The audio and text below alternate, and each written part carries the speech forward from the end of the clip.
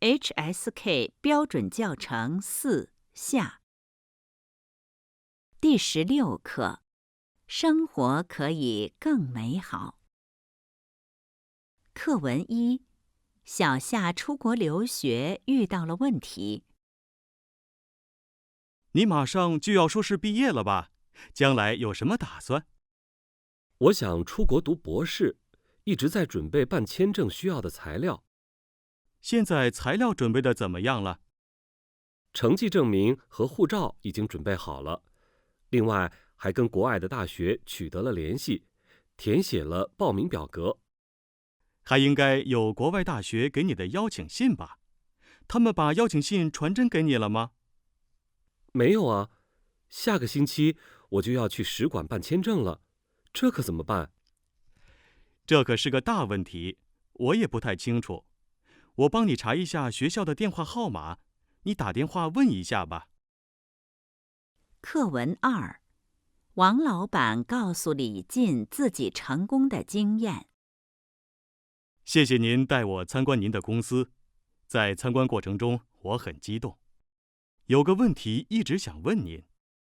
好啊，小伙子，咱们一边吃西瓜一边聊。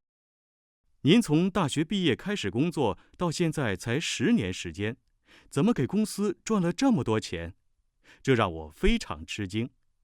我想向您学习一下成功的经验。这个问题，以前一个记者也问过我。做生意时，虽然会遇到各种压力和困难，但是大家的机会都是相同的。你看，这里有3块大小不同的西瓜，我们用西瓜的大小代表钱的多少。要是我们一起开始吃，你会先选哪块？我肯定先吃最大的一块了。难道您会先吃小的，放弃吃大块的机会吗？我会先吃最小的一块，因为在你没吃完最大的那块时，我还有时间再多吃一块，最后一定比你吃的西瓜多。听完我的回答，恐怕你已经知道我的答案了吧？课文3：小林不好意思拒绝朋友。今年放假我又回不了家了，这次我父母又要失望了。你有什么计划？我计划去郊区住1个月。你不是已经买好火车票了吗？你到底怎么打算的呀？昨天一个外地的好朋友打电话说要来旅游，让我当导游，我实在不好意思拒绝。其实拒绝并不表示不愿意帮忙。遇到解决不了的问题或者无法完成的任务时，拒绝正好说明你对朋友负责，这也是对你父母负责的态度。既然别人找我帮忙，说明他真的很需要我的帮助。我担心，要是说不的话，会让他误会和伤心。别担心，如果你用一个既合适又礼貌的方法告诉朋友，他一定会原谅你的。课文4：有些同学经常把明天和将来挂在嘴边，常说作业明天再完成，下次考试一定好好复习等等。这种态度会浪费时间，不但会让你到最后什么事情都做不成，而且还得不到别人的同情。所以不要把什么事情都推到明天，一切从现在做起。就拿学汉语来说吧，首先要注意课前预习，找出第2天要学习的重点。其次，上课时要认真听，不能马虎。最后，课后要记得复习。只要这样，汉语就能越学越好，越说越自信。课文5：当你认为自己在哪方面很优秀时，千万要冷静，不要骄傲。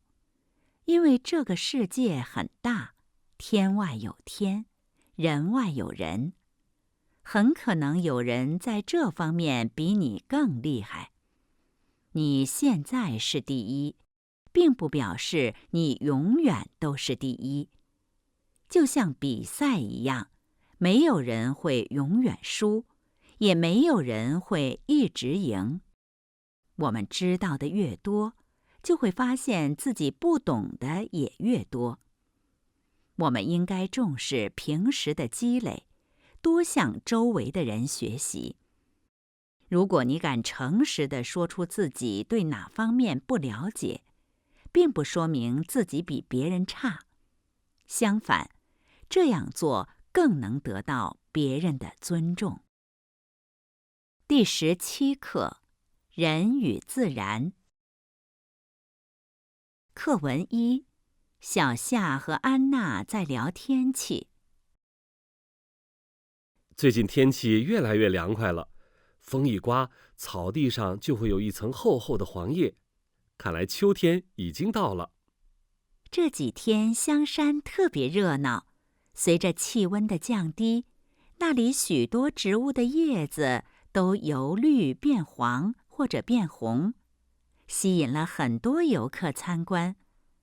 咱们今天也去看看吧。你看天上的云，今天肯定有大雨。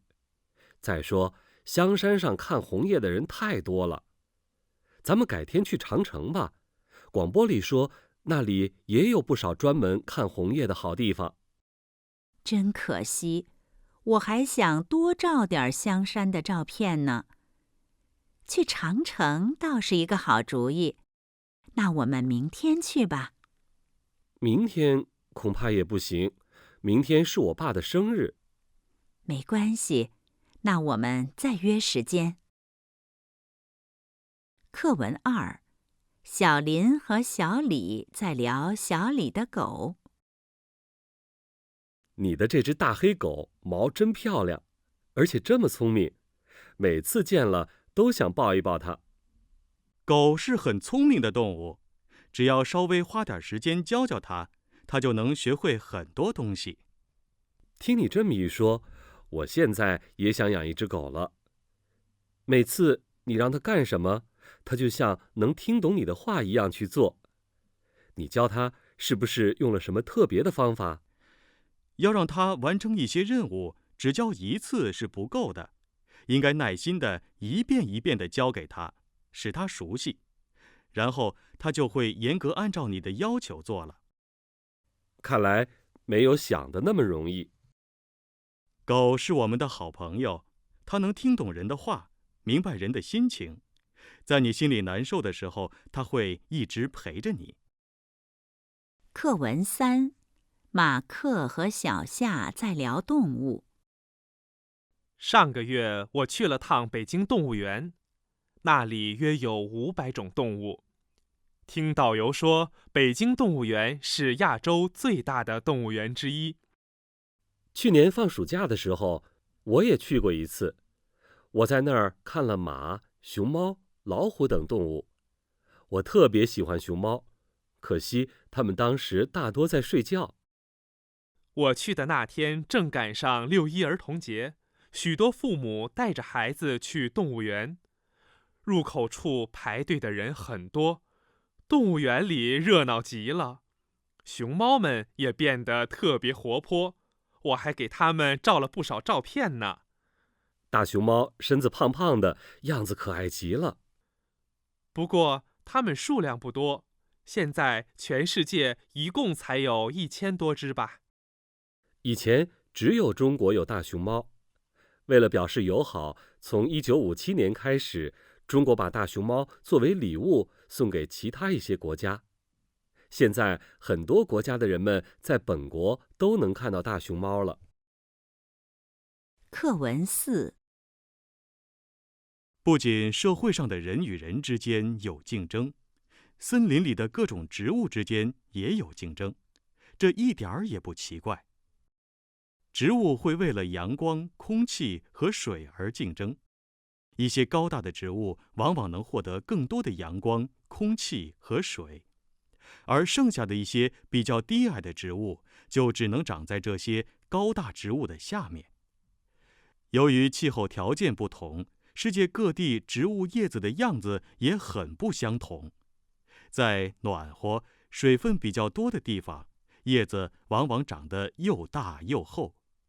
在阳光特别厉害、水分少的地方，叶子就会长得又细又长。课文5：地球上大约71%的地方是蓝色的海洋，在美丽的海底世界里，生活着各种各样的植物和动物。我们小时候都听过美人鱼的故事。其实，真正的海底世界比故事里写得更美。科学研究发现，海洋底部看上去非常安静，然而却不是一点声音也没有。海底的动物们一直在说话，只不过人的耳朵是听不到的。另外，就算在几公里深的海底，也仍然能看到东西。许多鱼会发出各种颜色的亮光，像一个个排列起来的灯，美极了，就像在梦里一样。第18课：科技与世界。课文1：王静给孙悦推荐一本书。上次女儿问我飞机是怎么起飞和降落的，真不知道该怎么回答她。她现在总是有各种各样的为什么。孩子眼中的世界是美丽和奇特的。有一本书叫《新10万个为什么》，现在卖得非常火。书里的内容都是儿童想知道的科学知识，相信你女儿一定喜欢读。难道她和我们小时候看的10万个为什么不一样吗？作者是谁呀？作者的名字我没记住。新10万个为什么的内容更新，介绍了各种科学知识，包括地球、动物、植物、交通、科学技术、社会和文化等很多方面。太好了！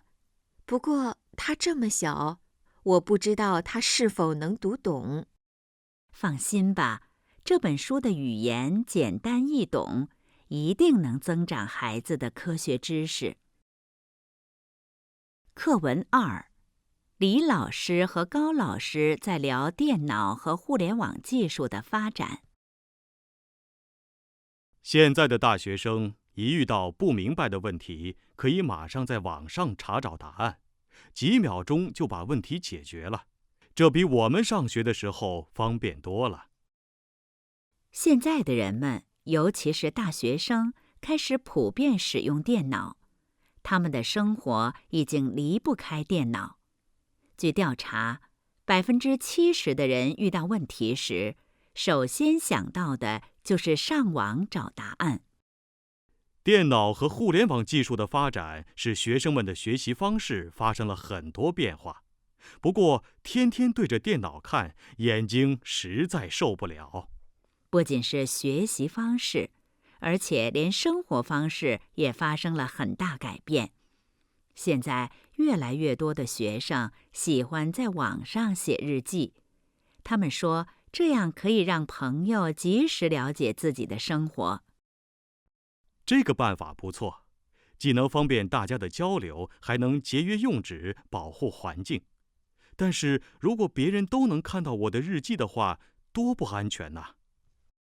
放心吧，可以给网上的日记加密码，那样只有得到了允许，别人才能看到。课文3：王静和孙悦在聊关于梦的情况。我昨天晚上做了一个特别奇怪的梦，梦到自己正在一座桥上走，走着走着，突然开过来一辆车，非常危险。接着又梦见我跳到车上，跟警察一起抓住了一个坏人。奇怪，你怎么总能记住自己做了什么梦？我好像从来没做过梦。每个人都会做梦，区别只是有多有少。有的人睡醒之后还记得梦里的事情，有的人却记不清楚了。你之所以觉得从来没做过梦，只不过是忘记了。你说的有道理，我一般都是一觉睡到天亮。很多人认为做梦是上天要告诉他们将来会发生的一些事情，可能上天不想让我知道吧。一般晚上睡觉时，身体感觉到什么，人就容易梦到什么内容。记得有一次，我晚饭吃得太咸，那天晚上就梦见自己到处找商店买矿泉水。很多人都试着对梦进行解释，有些人甚至专门写过这方面的书，可惜到现在仍然没有一个科学的说法。课文4。现在手机不但价格降低了，而且作用也越来越大。打电话、发短信已经成了人们普遍使用的联系方法。除此以外，你还可以用它来听音乐、看电影、阅读、玩游戏、付款、购物等，这大大方便了人们的生活。举一个例子，迷路时只要用手机地图查一下地址，马上就能知道怎么去那个地点。现在的手机更像是一部可以拿在手中的电脑。现代人的生活已经越来越离不开手机了。课文5。21世纪，我们的生活发生了巨大变化。几千公里以外的国家，以前坐船需要几个月，现在乘坐飞机不过10几个小时。原来寄信需要好几天，现在连邮局都不用去，只要在家里上网发个电子邮件，用不了1分钟，远处的朋友就能收到，比写信封用的时间都短。以前外地的新闻要几天后才能知道，现在只要打开网站，任何信息都可以在第一时间获得。现代科学技术的发展，让世界变得越来越小，所以现在人们都把地球叫做地球村。第19课：生活的味道。课文1。马克申请下个学期继续在学校学习。老师您好，我希望下个学期在这里继续学习，请问还需要重新申请吗？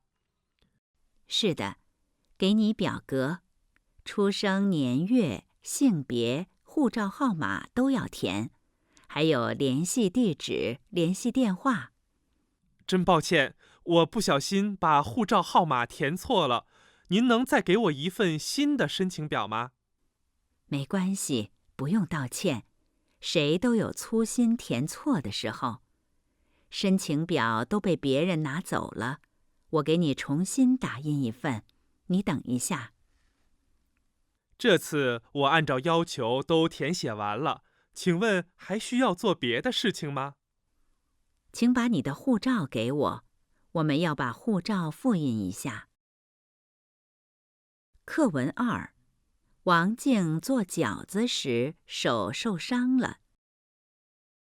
呀，你的手怎么流血了？等一下，我给你包起来。没关系，我想给你做点羊肉饺子，刚才用刀切肉的时候把手弄破了。你也太不小心了，不过好像不太严重，过几天就好了。衣服上也有一点血，你把衣服脱下来，我给你洗一洗。看来今天吃不上羊肉饺子了。那我们就吃点别的。我常去的那家理发店附近有个餐厅，那里的包子很好吃，我一会儿去买一点儿。好吧，我衣服口袋里有10几块零钱，买包子应该够。课文3，安娜帮助马克练习舞蹈动作。我早上跟你打招呼，你没看见，想不到又在这儿碰见你了。真是对不起，我不是故意的。今天早上我忘戴眼镜了，看不清楚。刚才我在旁边看到你跳中国舞了，没看出来你跳得这么好。难道你以前在你们国家就学过中国舞蹈吗？我小时候，妈妈教我跳过2年的舞，所以稍微有点基础。再说，舞蹈不仅是一门艺术，也是一种语言。这种语言与国籍无关，无论哪个国家的人都能看懂。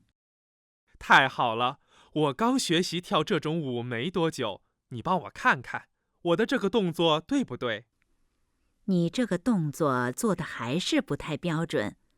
我给你跳一遍，你仔细看着，应该像我这样，先抬胳膊，然后抬腿，最后头再向右转一下。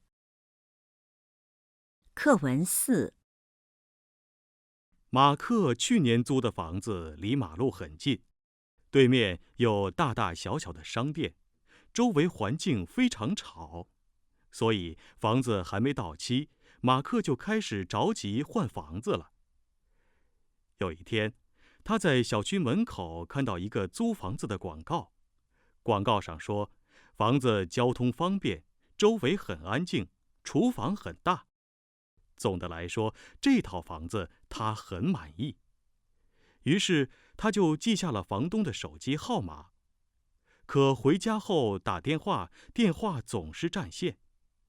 第2天，他路过小区门口时，又仔细看了一下广告，原来在记号码的时候写错了一个数字。课文5。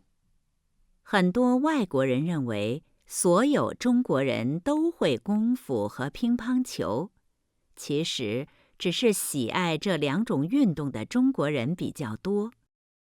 中国人特别喜欢打乒乓球，在中国你会发现到处都有乒乓球桌。像乒乓球、羽毛球、跑步等运动对条件要求不高，所以它们都成为人们运动不错的选择。人们常说，生命在于运动，所以很多人一到周末就会到体育馆打几场球。乒乓球这个名字也很有意思，乒和乓就是打球时发出的声音。在看乒乓球比赛时，尤其是在运动员发球的时候，观众要安静，禁止大声讲话或者离开座位随便走动。第20课，路上的风景。课文1。小张去北京，朋友送小张去机场。该加油了。去机场的路上有加油站吗？我记得过了长江大桥往右一拐就有一个，大概有4-5公里远。好，那我就放心了，别开着开着没油了。你去北京的航班是几点的？时间来得及吗？航班本来是10点的，后来机场网站上通知推迟了1个小时，所以9点半以前到就应该没问题。刚才我还有点担心来不及呢。一会儿加完油，往西走500米就能上高速公路，走高速公路大约半个小时就到了。一会儿我自己进去换登机牌，你就不用送我了。等我到了首都机场再给你发短信。课文2。孙悦和丈夫计划放寒假带女儿去旅行。女儿下个星期就要放寒假了，到时候咱们带她去旅游，放松放松，怎么样？平时女儿那么多课，总是说想去旅行，但是没时间，怪可怜的。这次放假，咱们带她去哪儿玩比较好呢？去年我同事带他儿子去广西玩了一趟，听说很不错，我们就去广西吧。好啊，那里的气候和北方很不同，即使是冬天也非常暖和，还能吃到许多新鲜的水果。等女儿一回来，我就告诉她这个好消息。先别着急说，中午我们不是要去对面的饭店吃烤鸭，祝贺他考试成绩都合格吗？那时候再告诉他，不是更好？好主意，到时她知道了，肯定特别开心。课文3，安娜向马克介绍去丽江旅行的经验。这么多照片，都是你这次去丽江旅行时照的？那里的自然风景可真美。是啊，小城四季的风景都很美，而且环境保护得也很好，因此每年都吸引着成千上万的游客去那儿旅游。这张照片上和你干杯的那个人是少数民族吗？他打扮得真漂亮。他是我们的导游，不是少数民族。一路上，他给我们讲了很多有趣的笑话。有一次，我把存包的钥匙丢了，最后还是他帮我找到的。这张照片就是找到钥匙后我们一起照的。明年我有机会也去那儿看看，到时把你的导游介绍给我吧。